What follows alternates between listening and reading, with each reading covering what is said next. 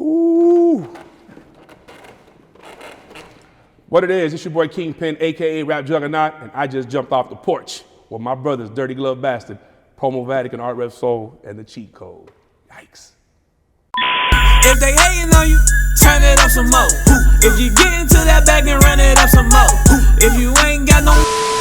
All right, so we got a day one DGB family member sitting on the porch with us today. Kingpin. Yes, sir. AKA Rap Juggernaut. Yep. AKA Promo Vatican. Promo Vatican.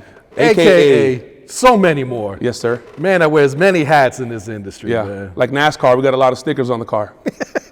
One of the things that we've prided ourselves with, is making sure that whatever we've affiliated ourselves with or aligned ourselves with, we've always tried to help bring to the next level, man. And like I was saying before the camera was rolling, Dirty Glove Bastard has always been one of those platforms that has helped not only me personally, but Team Bigger Rankin, the whole WR&R brand.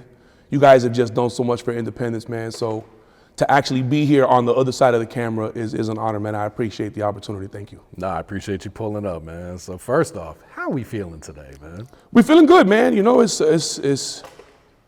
We into a new year, and I think, I speak for everybody on stage with me and everybody around us. We're all doing something. We're all better than we were last year. You know what I mean? And we're all progressing, and we're all doing amazing new things. You know what I mean? The Cheat Code has taken a life of its own. Absolutely. Artist Revenue Solutions has taken a life of its own. Promo Vatican has taken a life of its own. So I'm blessed and highly favored, man. Happy life is the best life. My kids are in good spirits, and my team is winning. So I'm blessed, man. I can't complain. Nah, amen to that, man. Amen, for real. Yeah, go ahead, shout out your team sitting up there, man. Let everyone know. Oh yeah, no, we got Camo, we got Big Cuz, the Big DM, Marty, Stunt, Nephew, Scarecrow. We got the whole squad up here, man. Everybody's in the building. OG Tony's in the building, Big Al's in the building. There's a lot of people that's missing, you know what I mean? And that's because they couldn't be here, they may be working, but when you guys hit me and was like, Kingpin, it's time, I hit them and I refused to do it without them. So I told them I need y'all to be there with me, because these are the guys that have been with me in the trenches. These are the guys that have been with me while we were learning how to do this and perfecting this, hanging up posters, passing out CDs, busting down value meals, 6 deep, and you know what I'm saying? So these are the guys that were sacrificing. So anytime I get a chance to be recognized or I get a platform to express my gratitude for them, I have to include them, because they're the reason that I am Kingpin, which is my blessing for y'all. You know what I mean? It's always been about who I affiliated myself with. And I'm just blessed, man, that I can pick up the phone of any one of these, tastemakers in the industry, and they'll answer because of the mutual respect that we have for each other, man. So it's love. It's my squad, it's my boys. Oh yeah, absolutely, bro. So let's take it back, man. I don't even know where you're from originally. You from Florida? Born and raised in Miami, okay. Florida. That's what I thought. I wasn't too sure though. Born and raised in Miami. Representing the Hurricanes so much. Yep. I grew up like maybe 5 or 6 blocks away from the Orange Bowl. Okay. So on Saturdays we used to park cars for the Orange Bowl for the Dolphins. For the Hurricanes, and on Sundays the Dolphins used to play in the same stadium before they went up north into Joe Robbie and all that stuff. So born and raised in Miami. I lived in Tampa for a little piece. In and out of Jacksonville, working with Bigger. Lived in Detroit, lived in New York for a little bit, but have been based out of Atlanta for like the last 10, 11 years. Okay. So man, what type of kid were you, like, growing up in Miami? Like, were you always this ambitious, like? I had this conversation the other day on the Cheat Code. I grew up and I was blessed that everybody in my family was like always in a leadership position. You know what I mean? Like, my father owned his own company, and all of the friends that I had were of people that he worked with that either owned their own company or did, you know what I'm saying? So it was like, I was always blessed to grow up in an environment of winners. Like, everybody wanted to excel, you know what I'm saying? And I made bad decisions when I was a kid because I wanted to rebel and I thought I knew it all. And it led me up the road, and all the bad decisions. My mom died when I was young. I used it as a crutch, and I found every reason to find an excuse to be a fuck up, for lack of a better term. Yeah. But in the midst of all of that, I always liked to learn. I've always liked to figure shit out. I've always liked to be at the front of things. You know what I mean? So, as a kid, inquisitive, outgoing, mischievous, I guess is one of those words. I grew up at the beginning of when hip hop. So like when Beat Street came out, like we used to get the windbreaker suits and get the, saying cardboard boxes and want to break dance, or When I couldn't break dance because I couldn't do no backspins and no head spins, I'm gonna be a graffiti artist. So now I'm taking markers everywhere and I'm writing all over the walls, and that didn't work because I don't want to have paint all over my hands. So it was just, you know, the b-boy transition, if you will. So I grew up at that phase where, you know, the 80s and the crack era was in, the cocaine cowboy era of Miami was in, and, you know, things were different and a lot more wilder, if you will, than they are now, but now there's just lawlessness, if you will. So I guess more people can look at it now and see that it's a wilder time, you know what I mean? Social media, definitely. Social media, you know, everybody has a camera, so everybody can document what's been undocumentable for so long. We grew up in the era of don't put it on camera. Yeah, don't take a picture Don't take a picture of it. So none of this stuff is new to a lot of people. It's just new that it's being allowed to be consumed on social platforms. So, you know, I grew up like most kids, man, you know, wanting to be something more than I was, I guess. You know what I mean? I wanted to be alive. I tell my wife this all the time. People ask me what I wanted to be when I was a kid, what I wanted to be when I was older. And I couldn't see myself past 18. I couldn't imagine what I would look like old. I always thought I was gonna die young. So I was like, I just wanna be alive. So now that I'm alive, like I wanna be, more than anything, I think I wanna be a good father, and I wanna be a good leader and a good protector and a provider for my family and for my team. Yeah. That's my number one goal, is to be better today than I was yesterday. Nah, I feel that, man. So when would you say you jumped off the porch, man? How old were you? I got direct filed when I was 14, 15 years old. So wow. I was already getting charged as an adult, you know, at that time when I was a kid. So I jumped off the porch young, man, you know, trying to do all the wrong shit. Like I said, I grew up in the coming of age eras, you know, when they had glow ignitions. So all you needed was the seatbelt buckle to steal a car. You know what I'm saying? Like, I grew up in those eras. I grew up when everybody was trying to figure out how to do different things. If you didn't know how to sell no dope, but you knew how to cook dope, then you could make a whole lot of money. You didn't have to get on the block. You could just sit in the house and cook dope. You could cook dope in a microwave, you was gonna make a mint. So it was all figuring about your hustle, you know what I mean? What were you good at? Were you good at stealing cars? Were you good at stealing bikes? Was you good at hustling? Was you a burglar? Like now in 2023, there shouldn't be no new burglaries. Everybody got Ring cameras, everybody's working from home, so I'm sure the burglar population has declined dramatically over the last 5 years. But when I was a kid, that was a crime of circumstance, you know what I mean? You knew everybody was going to work, everybody had a job, so from 8 o'clock to 3 o'clock it was open season, and we were bad kids, man. We did, and that's why I paid for a lot of the shit I'm doing now with my life. Karma's the fool, it done caught up with me, man. Yeah. So I try to pay it forward as much as possible for all the evil shit that I did in my life. Does that make any sense? Yeah. And That's the kind of motto I try to do. I try to do a lot of free shit to help people out because I understand I got a tab with the big man upstairs and I got to get that right. Yeah. Nah, as long as you still have time here, you know, to make things right. Definitely. I feel like I'm running out of time, bro. Sometimes I feel like I can't sleep. I go to bed ready to wake up. Does that make sense? I go to bed, like some people go to bed and they'll be like, man, I can't wait to get to sleep. And I'm like, man, I can't wait to wake up. Because I feel like I'm running out of time. So sometimes it doesn't feel like 24 hours is enough. Sometimes I want to do so much and then I'll catch myself and be like, damn, my kids, or damn, I haven't eaten, or damn, I got to do this, or damn, I got to do that, or I got to break away. And it becomes a battle, you know what I'm saying? And that's kind of why I have a problem with the way the industry is, or the way people are within the industry. People that consider themselves to be, you know, want to be my peers, or that want to, you know, be active in the business. I have a problem with the people that lack the commitment that it takes to be successful.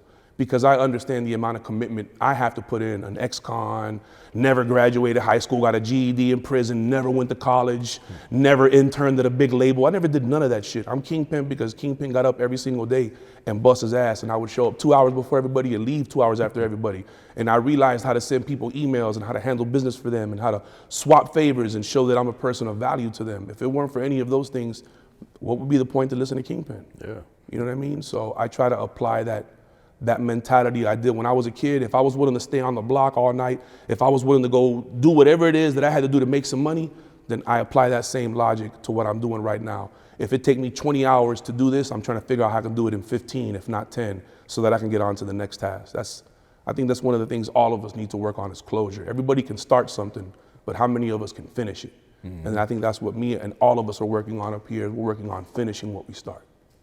No, I feel that. So how do you jump into the music industry? What's your start? Man, my start in the music business was funny, bro. I used to work for a company called Sweet Paper, and I was a supervisor there, and I had put on my work uniform, and had heard about these guys in Tampa named Drac Boy Records. Shout out to Lord Drac. And they were like, man, these are the guys that run the city. This is the hottest independent label. Don't nothing move in the city if it's not for them. So I found out where their label was. It was in the middle of the hood. And I pulled up and I knocked on the door. Funny as shit ever. I knocked on the door and somebody opens the door and they're like, what? And I'm like, man, I'm here to work for free. And they slammed the door in my face. Blam! So I, dun, dun, dun, dun, dun. Somebody else come out the door. What you want? I said, hey, man, I'm here to work for free. Who I got to talk to? Man, get on. And they slammed the door. Blam! Dun, dun, dun, dun. This time they came to the door with a strap. What's up, bro? I said, man, I'm here to work for free, bro. What's going on? Come inside. So we went inside. We went into the back of the studio. We sat there and we talked. Who are you? What you want? I didn't show any fear. There was nothing to be afraid of. I understood the environment. I've grown up in this environment. Just an outsider. What you mean you're here to work for free, bro? We don't know nobody, especially somebody that look like you. Because the beard fuck them up every time. The beard, the way I look, I just look like this. So I went in there wanting to work for free, and maybe about 2 hours later, I left and they gave me this big ass camera. And they were like, okay, we'll call you when we need you. You want to work for free? Here you go, we'll call you when we need you. And that very next day, they called me and they were like, come to the club. And then it went from me showing up with Drac. I was like, okay, so now I got carte blanche. I could just walk in the clubs and do what I need to do because I got these guys with me. Then I bumped into a guy named Shatik, who was one of the boxing champs down in Miami, helped one of the Winky Wright camp and from old New York. Just a guy who's really plugged into the streets. He took a liking to me, into the hustle. And from there, it just kind of like, it expounded, man. And I've always wanted to do something entertainment, you know what I mean? And even when I was up the road, we used to sit and tell war stories and talk about what we're gonna do when we get out. And I wanted to own a club. I wanted to do this, that, and the third. I always wanted to be something involved in it. Music is the soundtrack to my life. It's not something that I listen to. It's something that reminds me of every moment of my life, good or bad. So I knew I wanted to be a part of it. I just didn't know what role I wanted to play in it. And by chance, I was working at a warehouse. My younger brother was living with me, and one of his friends came home and was like, "Yo, I want you to look at this contract." And I was like, I don't think you should sign this, bro. You know what I'm saying? So the next day I was telling one of my coworkers about it, and another guy walked in and he overheard us. He's like, "Oh, you know about the music business?" And I was like, "No, not really, bro, but I know a bad contract when I see one." He's like, "Oh, I'm a rapper and we got a studio." So come to find out, their studio was like 3 blocks away from my house. Oh, wow. So after work, we ended up going to the studio, and I left there at 9 o'clock in the morning, and I said, this is it. This is what I'm gonna do for the rest of my life. And about 3 or 4 weeks later, I walked into Drac Boy Records, was like, I'm here to work for free. And the rest has been history, man. The same thing with Bigger Rankin, you know what I mean? Him and Tony Neal, they seen me in 3 different states in a 24-hour time span. They flew, and I drove. So it got to the point of when they was on stage, and he looked at me and was like, are you fucking following me? Like, why are you on my stage? How did you get on my stage with this fucking big ass camera? And we ended up going back to his office off of Beach Studio, shout out to Sweetness and the whole camp. And we was in there for like, I'm gonna say 8 or 9 hours, man. And from that moment on, me and Bigger Rankin became the best of friends. So it's like I've had a Forrest Gump. I always joke that my business partner, Tony, has a Forrest Gump life. I've had a Forrest Gump experience in the music business. I've always just, when they tell you sometimes you just gotta show up? I showed up. And because I showed up early and I was willing to stay late, I made the relationships. The first music conference I ever went to, I met Wendy Day and met Chuck T. And I still have those relationships still to this day. So, can it be done? Of course it is. You just have to know what it is, what it is that you want to do more so than, oh, I want to be a rapper. Okay, what kind of rapper? And what's the goal? When you drop music, you drop videos, do you have a goal? So all of that matters. 10 years ago, I didn't know that. 10 years ago when I was trying to service records and, hey man, can you put this on your website? I didn't understand the value of having infrastructure set in. So when somebody comes to your website, they could follow that artist to their page, and then that artist could start making money, whether they're selling them merchandise, selling them music, selling them a video. I didn't understand any of that. I just thought it was, oh shit, we got a mixtape hosted by Joe Blow. It's on the hottest website in America. They're gonna love it. Let's just give it time. And shit, okay, well, maybe the internet is slow on that side of the country, and just, it started to come to a slow reality that no matter what you did, it wasn't enough. So then I started to look at, okay, what is it about money? And then we started to look at some of the biggest, most influential, wealthiest people that have ever tried it, and they haven't been successful. So it's not about money. So what is it about? So, when the pandemic came, right before the pandemic, we started to restructure and look at things a little differently. And when we did, we started to understand the value of infrastructure and information. And we started to put pieces together that different people were willing to share with us to help us put the complete puzzle together. And then through trial and error and relationships, we were able to lay out a roadmap, if you will, to where ownership is the key. And you can't sell what you don't own. And that's where we are right now, is that everybody on this stage, you know, we are owners of our own brands, and we're all co-owners and founders of each other's brands. You know what I mean? And that's the beauty of it, is that we're all working with each other, but we're all bosses. We all work for ourselves. And I think that's one of the reasons I wanted them with me, and one of the main reasons that I'm so honored to be here is because I'm not trying to be a motivational speaker. I'm just trying to let you know that if you respect me and what I've done in this business, it took me all of these years to learn that I did it wrong for 15 years, running behind every fucking so-called legend or tastemaker or curator in the fucking business, and they didn't have the foggiest fucking idea of what they were doing. They knew how they can get paid. They didn't know how you can get paid. And I think that's one of the things that we want to change moving forward, is helping these artists understand how they can get paid, because everybody in the music business gets paid before them. That's the sad reality of it. No, everybody get paid off of your music before you. Which is wild when you think about it. It's fucking disrespectful. It's wildly disrespectful. And that's why ownership in it is paramount. That's why understanding that if you don't have the information from one person that may purchase it or consume it, if you can't identify what that person is, who it is, gender, age, race, device, geographic location, amount of time, if you can't give me all of that information, what are you trying to put out? You're just trying to put out some shit that sound good? By all means, bro, continue to do that.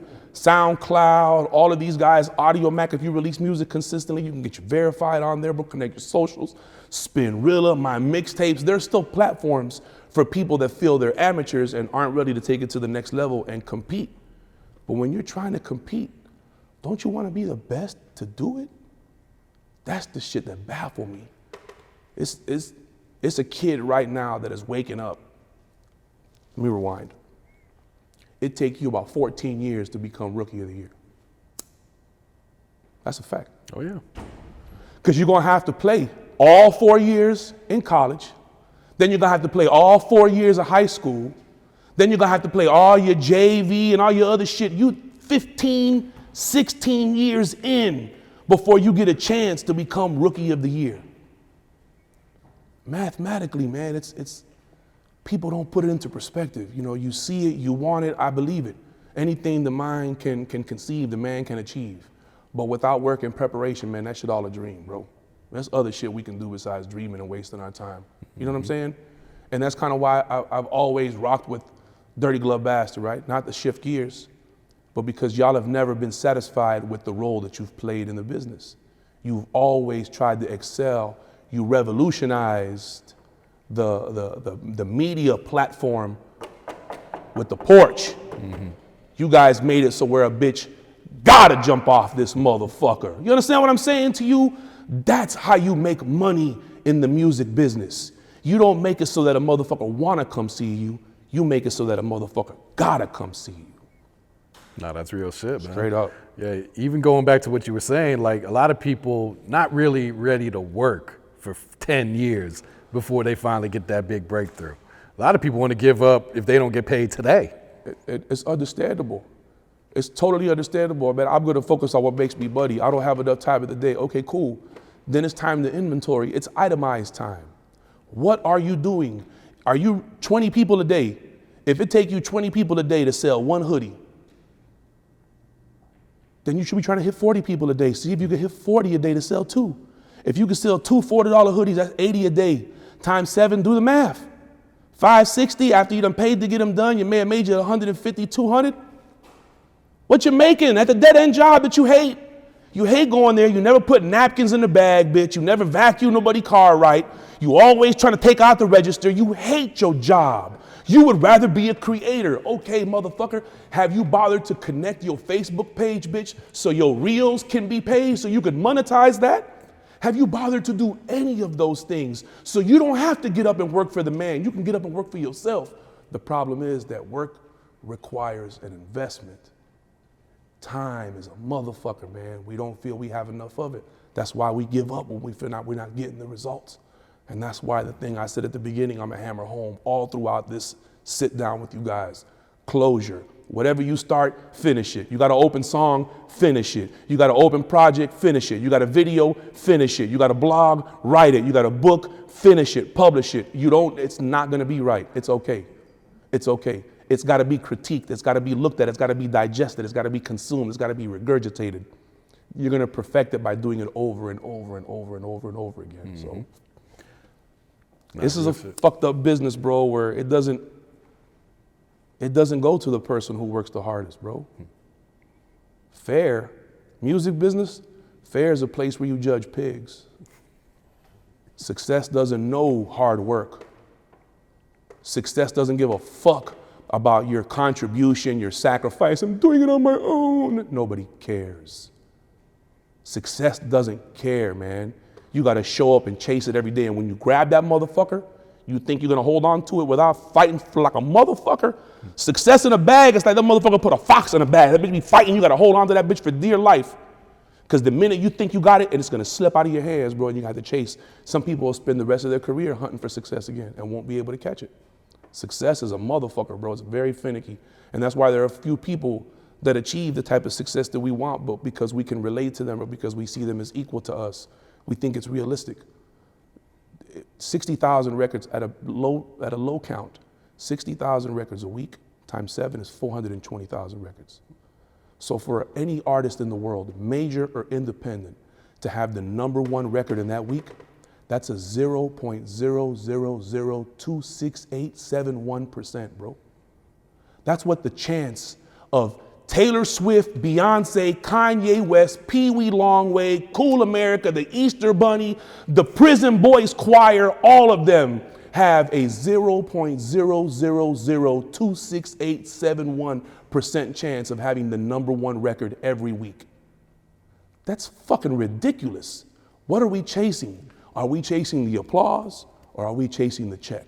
The check oftentimes does not come with the applause. Most motherfuckers who get paid in the music business, you've never seen them a day in your life. Lucius Grange could probably walk in this motherfucker and slap everybody on the stage and we'd be like, who the fuck just did that? Who the fuck was that guy just walked in here and slapped us all in the face? We wouldn't know. Because that's just the reality of it. The movers and shakers, the people who really have the plaques and all that shit, you don't know who they are. They're behind the scenes, they're working because they've figured out how to get people to give up what they shouldn't so freely. And that's the problem with this business, bro, is that everybody is ready to take everything that you have without trying to help you pick any of it back up. And we want to change all that, man. Shout out to Bigger Rankin for at least instilling that in me. Yeah. We're in the king and queen crowning business. And if we don't crown a king or queen, we can't stay in business. So the OG told me that a long time ago, man. So I take that to the heart. Shout out to Bigger Rankin for that, for real. Yeah, so talk about the idea for the cheat code and why you decided, like, we're just gonna give away all this knowledge for free. Because, you know, there's a million people that want, man, come get your consultation, pay this amount for this free game, same free game you guys are giving out. It was really all Ferrari's idea. Ferrari and I had a conversation one day. We were talking about an artist. We get a lot of phone calls. A lot of people, when they have artists that they're working with, potential clients, you know, as we should, we all speak with each other. And hey, I'm going to send you an artist. I'm going to send you some links. Take a look at it. Tell me what you think. What can we do? Because ultimately, you're going to reach on those same people to help get the ball rolling with these projects. Mm-hmm. So him and I had a conversation one day about a particular artist, which will remain unnamed, and the numbers were all laughable, fugazi. So we talked about it, and then I guess he had a conversation with Wendy about something non-related, and then it dawned to him like, hey, what if these guys would be willing to do the cheat code? You know, so a podcast. We hadn't given it a name yet. Mm-hmm. So they hit me and they were like, Kingpin, do you want to? And I was like, yeah. They were like, you haven't even asked you yet. I was like, whatever. I know Ferrari from back in the days in Tampa, and I've known Wendy for, too many years for me to even question anything they want done. It's going to get done. Let's do it. So they were like, all right, well, we're going to do this. We're going to do a podcast where we're just going to get together and we're going to talk. We're not going to interview nobody. We're not going to interview each other. We're just going to talk and ask questions about the music business. Mm-hmm. That's shit. Okay, that tickles my fancy. That's my type of shit anyway. You know what I mean? I'm a student of the game, so I understand that knowledge is only power when applied. So I can try to educate everybody. That's what my business partner always jokes. He's like, you want to save everybody. I don't want to save everybody. I just want to make sure everybody has the information to be saved. And the ones that do will take heed to it, and the ones who didn't, and then I'll sleep better at night, knowing that they didn't get, drugged through the mud because of something that we didn't give them or some information that we didn't provide with them. So the cheat code was natural, man. At least for me, it's natural. I've always tried to educate people in everything that I do. And, you know, with Wendy, with Artist-Centric and Raponomics and Rap Coalition itself. Just the Rap Coalition, she wrote a book. People want to talk about a record deal. And, man, how do you get a record deal? The lady who got the most money for everybody. The lady who's had her hand in every deal. And, you know, this is one of the pinnacles of hip hop.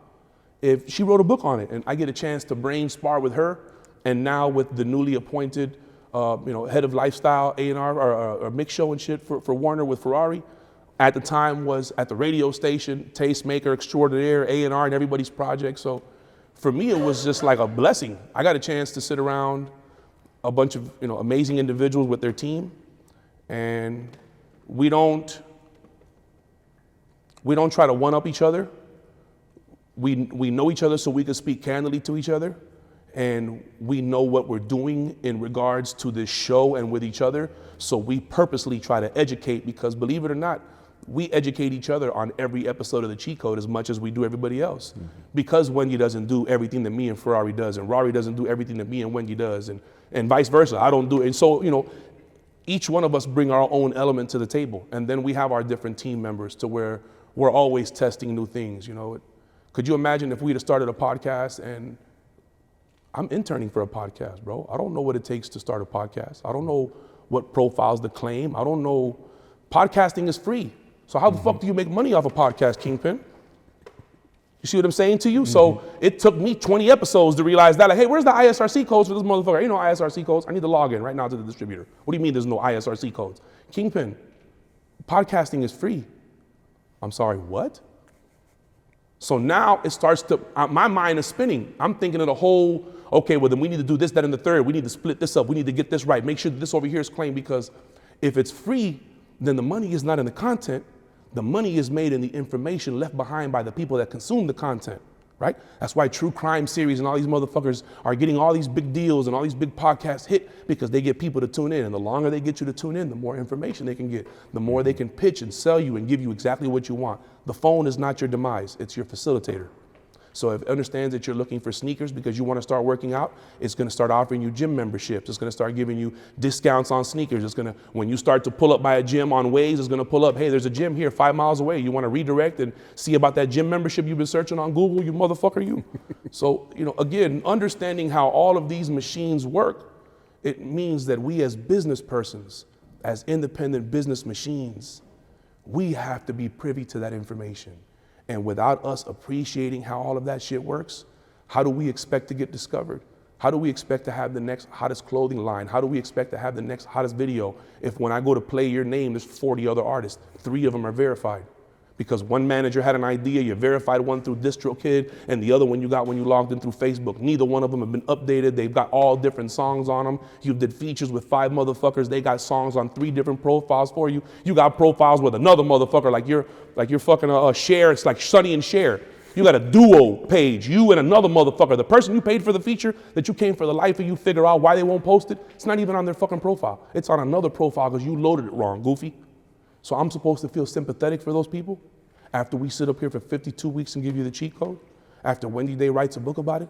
After my business partner, OG Tony, goes live on Facebook at least 3 times a week? I'm supposed to feel sorry because you don't feel you have what it takes, the information. I just want to be helped. No, bitch. You want to be rescued. Not in the real world, bro. People don't rescue damsels in the real world. Motherfuckers jump out of burning buildings because they're afraid of dying. Ain't nobody finna come save you, bro. You gotta save yourself. Figure out how to get down, bitch, or out the window you go. That's the reality of it, man. As much as we may wanna not make it to be that way, it's 2 ways down, bro. You gonna figure it out or your ass gonna learn how to fly. One of the two. It's what we're all destined for. And the sooner we start to understand that we have to be our biggest savior and we have to be our biggest champion, then you can unite with your brothers and everybody can do what they're supposed to do individually, and there's no reason to not keep the money within our community. That's the way it was supposed to have been. That's the way it was designed. People from your neighborhood come open up a business in your neighborhood. They hire people from your neighborhood. They buy goods. It goes back in, hire new people, get a bigger building, get a landscaper, the plumber, and this community does it for itself. But that's not the way it is. It's really not the way it is in the urban business because everybody's cutthroat. Everybody wants to get the check and keep it, man, and that shit is fucking old. So we're not gonna lift no skirts, but we are gonna give away the game so that these people that's around here hiding and tucking their drawers, them days are over, bro. Fuck, I don't care what enemies I make at this point. I'm established in what I have to do, so I can get up there and I could be the obnoxious voice. I could be the one everybody hates. Look at that crazy ass ponytail. But what I'm saying is the truth. So you ain't gotta like my ponytail, bitch. I love it. How big do you think the cheat code can get? Because the response has already been insane. You know, the response has been overwhelming, and there's a lot of great opportunities on the horizon for it. You know, the cheat code, it doesn't just apply to music. The cheat code applies to business. The cheat code applies if you want to be a plumber, if you want to be a lawyer, if you want to be independent, you want to own a laundromat, you want to own a studio. I was joking the other day, there's a commercial on TV that says, oh, your record label taking off, and so is your sound engineer. Make sure you apply for business credit. This was a commercial on television that a mainstream company is trying to get people to buy in and sign up for business credit so that they can start. So all of that just tells me we're on the right path, man. How big can the cheat code get? The cheat code is limitless, because what we do cannot be contained to just information. So, you know, be on the lookout for the Cheat Code Live, be on the lookout for the Artist Academy, where we're gonna come in. You know, my goal, my dream is to have an artist walk in with nothing, and if they stay for the course, the 2 or 3 hours, when they walk out, they leave with a bio, headshots, registered, publishing set up, DSPs claimed. That's my goal. I don't want you to just continue to put this shit out and fail at it. I want you to, if you're gonna fail, it's gonna be because you didn't work hard enough. It won't be because you weren't equipped with all of the information and tools to be successful. That'll be my contribution to the culture. That'll be all my business partners' contribution to the culture. Bigger Rankin, Tony Neal, Tony Am the Connect, Wendy Day, Al Green. That'll be our gift to the world. We'll be wanting to make sure that everybody is a boss outright. Then we can all talk business. But until then, I don't want to talk to you. I want to talk to the person who owns the shit you putting out. So put me in place with them. I don't talk to the help. Nah, real shit, man. Kingpin, I got to give you your flowers, man. Ever since I've known you, you've been one of the hardest working people I've ever seen. Thank you, my brother. So it's like, I don't know if you sending me emails, if I'm at South by, you hanging up posters. If I come to Atlanta, just before I even lived here, I'm seeing you on the street putting up stuff. So it's just like, every time I've seen you, you just outworking everyone. Attitude reflects leadership. I demand so much of my guys. You know what I mean? They don't get thirsty until I get thirsty. We don't go eat until all of the posters are put up. We don't, that's just the reality of it, and I'm in the trenches with them, so I'm doing it to myself too. Let's go. I expect you to put up posters in the rain. You ain't gonna do it. Where's Kingpin at? He's in the rain putting up posters. It's what's gotta get done, and that's what's always helped every campaign that we've been affiliated with, is that we never find an excuse, we always find a way. And that's always been my testament. I realized that's what separated me from everybody else early on. It wasn't just, hey man, do this for me. It was the follow-up, it was the presentation, it was the key, it was the remembering. It's following you and realizing when it's your wife's anniversary, when you're on vacation, and seeing you somewhere and be like, how was your vacation? Because I give a fuck. Because it matters to you that I give a fuck. Because whenever I call to ask a favor, it's gonna be from somebody who gives a fuck. Does that make sense? Mm-hmm. And a lot of people don't approach that, man. I watched movies like Schindler's List, crazy movie about the Holocaust, right? But the game that I picked up in that movie, the game that I picked up in Goodfellas, the game that I picked up in Scarface, not the evil shit, but the way these people moved around. And then when you look at their story, you see how they greeted people. When they walked in, they treated people differently. So when they first walked by them, you didn't know who they were. But by the time they got to where they were going, they left a trail. I'm a movie buff, right? So I use a lot of analogies with it. You ever see the movie Troy, when your boy Achilles said he wanted to live forever? No, I didn't see Troy. In the movie, the whole point of the movie is he's fearless because he wants to live forever. He knows that he's gonna die. But he knows that if he does the shit that he's supposed to do, the fearless shit, his name will live forever. So at the beginning of the movie, the little kid says, man, if you seen that guy, he's one of the biggest person. If I were you, I wouldn't fight him. And he looks at him and says, and he tells him, that's why they'll never remember you. And that's what I tell clients all the time. You go to South by Southwest because you want to be seen, but will you be remembered, motherfucker? That's the question. And that's what all of us have to fight with. Yes, you can be seen. Attention does not equal retention. And it took me a long time to learn that because like you said, bro, I was killing the streets.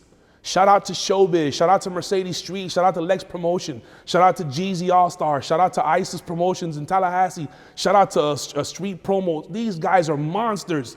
All of us ripping and running the streets going crazy. I'm looking back and I'm saying, why is it not connecting?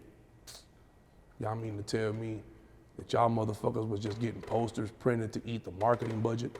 Nobody bothered to verify the artist. Nobody bothered to get the .com. Let me tell you something. Matter of fact, let me tell you something. For less than $100, I can own the .com for 80% of the fucking web, blog, and podcast companies in Atlanta. This is your fucking warning. Buy your .com, bitch, or I will. That's a fucking ugly fact. For fucking $200, I could disrupt the natural order of shit in the media capital of America right now. Because nobody gives a fuck about their infrastructure. Everybody cares about the applause. You know what that number is? What they call that number on the bottom of a picture? Literally what it's called? The number on the bottom of a video, the number on the bottom of a picture is called a vanity metric. The word vanity is defined as excessive admirations of one's own accomplishments. You want that picture, bitch, so you can feel good about that funky ass fucking video you put online. Not because it's gonna make you any money, not because it's monetized, not because it's tagged correctly, not because you're running ads on it, but because 60,000 people in random parts of the world liked it and 20 of them left you a comment. So now somebody is supposed to put their hard-earned money behind that because you have a dream. This is a cold fucking world, man, and an even colder business. And I appreciate you for those flowers, my brother. I have so much to do. These are gonna be the guys that I do it with.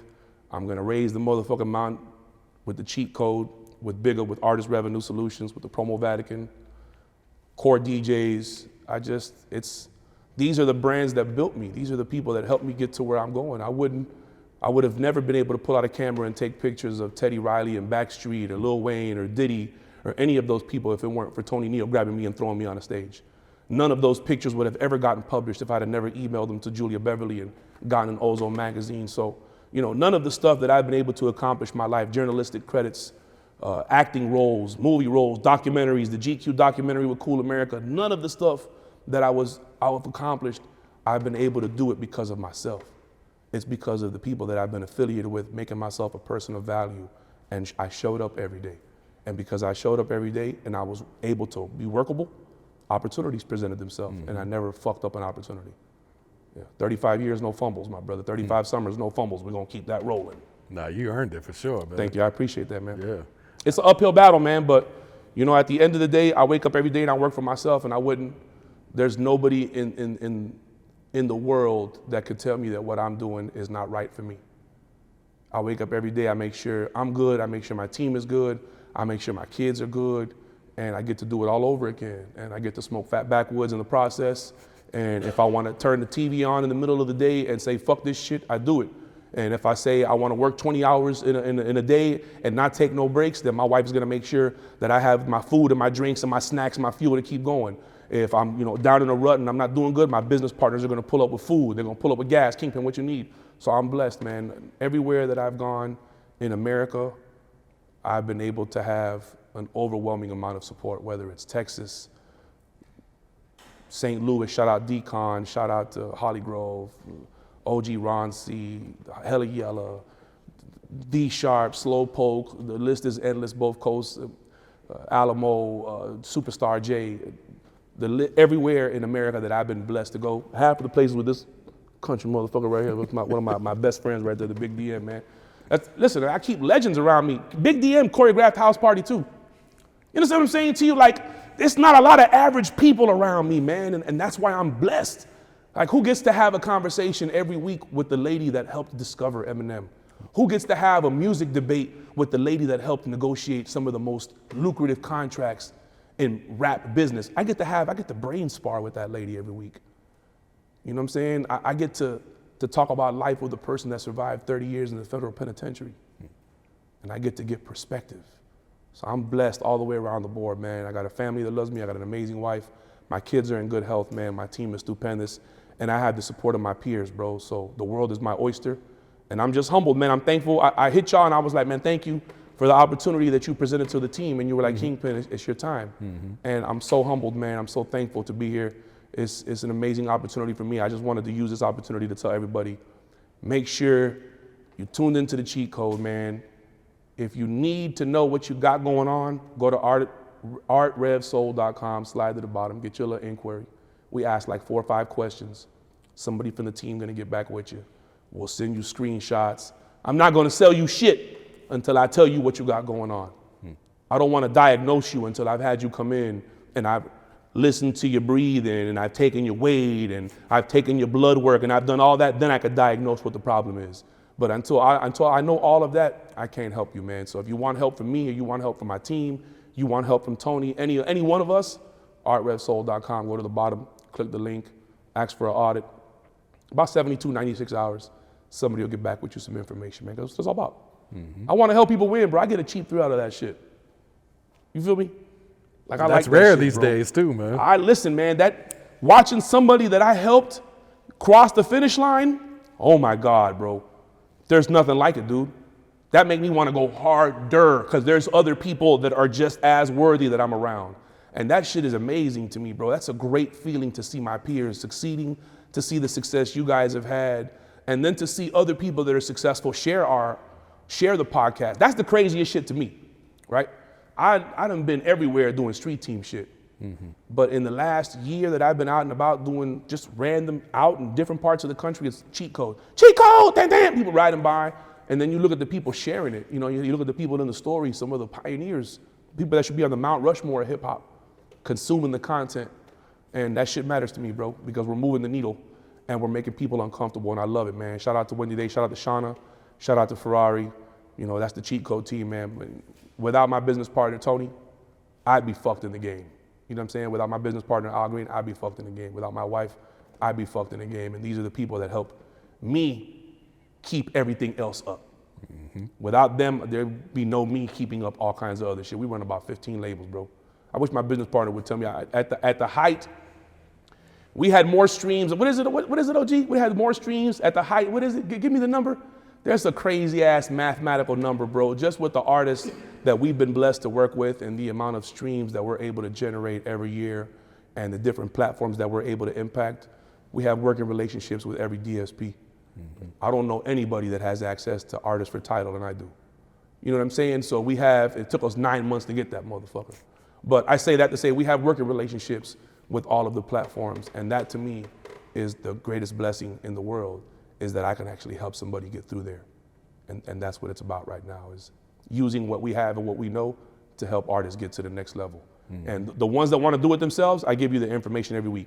The ones that want me to do it, artrevsoul.com, click inquire, fill out the information, have your budget right, we're gonna send it back, different tiers, and if you're ready to pay, we're ready to play. Nah, salute to you for that, man. So Kingpin, go ahead and plug your social media and let everyone know where to find you at too, man. Rap Juggernaut, RAPJ, should be the first result. Look for the beard. Everything Promo Vatican, everything artrevsoul.com. You know, it's really important to me. If you guys want to follow me, you guys get the cheat code. If you guys want to follow me, follow at artrevsoul, follow at Promo Vatican. You know, I'm not hard to find. Somebody going to share something and link back to me. But if you really want my support, then you support the Off the Porch Instagram page. Don't just repost my videos, repost them all. If you follow somebody, then you should be following them for a purpose. And that purpose should be exposure. Everybody who follows you, are you ashamed? What are you ashamed of? That you like the Off the Porch interviews? Are you ashamed that you like Dope Florida? Are you ashamed that you like ATL Uncensored? Are you ashamed that you like the Chihuahua Files and Earth Picks? Unfollow them people then, bro. Stop being a gossip weirdo, just lurking in the cut, wanting to soak up game, and stop doing that, bro. And start following people that you want, and guess what? Your experience is gonna expand, man. So don't follow me, follow Jesus. But if you have to follow anybody, man, get the cheat code, artrevsoul, Promo Vatican.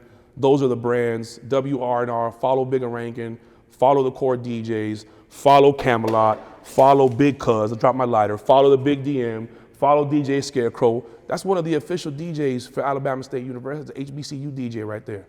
This kid was hanging out, still wiping boogers from his nose when we met him. His dad is a legend. You understand what I'm saying to you? So it's like, these are the people. You want to follow me, then you follow them, and they're going to make sure I see what you do for them, and I'm going to do 10 times more for you, man. Shout out to Beto. How about that? Shout out to my brother Beto. He walked in this motherfucker kind of late and woozy like, But without Beto being by my side, one of my right hands, there'd been no reason that you guys would have ever picked up that phone call, because I'd just been the guys that is sending you blogs and shit like that. But these people that you see on stage, these people that I've mentioned, those are like my extensions. You know what I mean? I'm like an octopus, and these are just all the different arms that we could touch, man. So promovatican.com, follow the cheat code, thecheatcodepodcast.com. Go on there, get a hoodie. We got them for sale, get a coffee mug. Direct to DJ is one of the new ventures. So any DJs watching this, anybody want to tap in with DJs, especially DJs if you want to get your information right, anything that Direct to DJ does for the DJs, that's straight pro bono work. So all we ask for the DJs is to be transparent with us and give us information. We ask a couple questions, and then we help them get their infrastructure together. And the only thing we ask in exchange for that is engagement and participation. So we don't ask for no monthly fees, no monthly dues, none of that shit. We just ask for people to get involved and to put all of their personal agendas to the side. So there are DJs in Direct to DJ that utilize that platform that are members of opposing DJ families and organizations. And I think that's what it's supposed to be. I think we're all supposed to help each other. It's got nothing to do with the fucking logo on the side of your car. That's not gonna make your car go faster, bitch. All right, so you should be proud that you have that logo and you should rep it to the fullest. But because you have that logo and you rep it to the fullest means that you should also be able to get this work so that you can give it to who you got to go to. So all of that shit, all that, oh no, my group is the best and all this shit, we're doing away with all that shit. We're going to single-handedly change that in the music business. Direct to DJ is one of those services where we're servicing records on behalf of other DJs and DJs themselves. Shout out to DJ T. Lewis, he dropped the record today with Beat King, the Bust It Down. Shout out to Big Tiny, his folks, K-Money dropping records, DJ Hype Man Crunk, he's already dropping records. Bigger Rankin, he's Mr. 70,000 streams a week doing intros. You know what I'm saying? So shout out to all of those guys and all of those DJs, man, that have their stuff together. The ones that don't, get with us. If you're a tour DJ and you're on the road, shout out to DJ Filthy Rich, the 85 South Tour DJ. All of his dates are available for you. You'll fuck around and follow Filthy Rich on Instagram and hop off a plane somewhere where the 85 South show is and ask for an Uber, and it'll ask you if you want an Uber to the show. That type of shit. So there's ways to make all those connections, man. Shout out to all those DJs and organizations and companies that believe in us, to invest in us, to help them get their business on track. So I think if you want to follow me, then you follow them, bro, because that's what I'm doing it for. Shout out to Don't Fold Entertainment, man. Shout out to FOE Brazy. Shout out to Nina Chanel. Shout out to Bobby Jean, Cess45. Shout out to everybody, man. Shout out to all the people that thought we didn't know what the fuck we was doing and left and went about their business and sat down and got our game and did all that shit and thought because somebody else online told you it was better, them same people called me and cut the check. Goofy. So salute to you too. I think of you every time I win. Goofball. There it is. Perfect. I appreciate y'all, man. Thank you, my brother. Dirty Glove, man. Tune in. Next episode gonna be crazy. I'm talking about the Kennedy assassination, CIA, all that shit, Ukraine, everything. Part 2 off the porch coming soon. I was gonna talk about that one this time, but had I did that, there'd be no reason to come back. So next time we're bringing it all back. CIA operatives, sarin gas, all that shit, man. The Pegasus app on the phone. Stay tuned, it's getting ugly. If they hating on you, turn it up some more. If you get into that bag and run it up some more. If you ain't got no money, you ain't popping.